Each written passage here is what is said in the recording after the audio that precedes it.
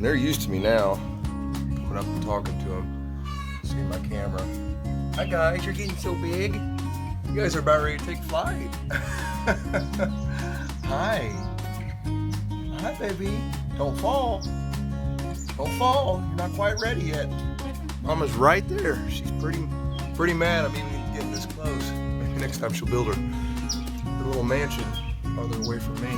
Yes, I hear you. She's over there on top of the mast on the forklift, barking at me. Her daddy, one of the two. 4 of them. So here we are. They are gone. See, there's nothing in that nest.